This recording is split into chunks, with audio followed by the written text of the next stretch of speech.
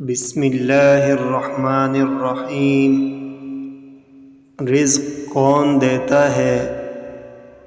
وَفِي السَّمَاءِ رِزْقُكُمْ وَمَا تُوعَدُونَ، جس کے لیے اللہ چاہتا ہے رزق کھلا کر دیتا ہے، اور جس کے لیے چاہتا ہے رزق تنگ کر دیتا ہے۔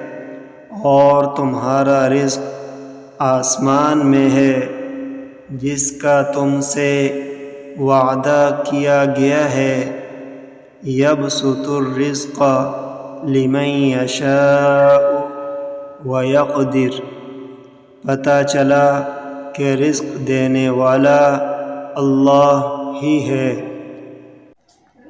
حالانکہ ہم دنیا والے اپنا رزق زمین پر تلاش کرتے ہیں،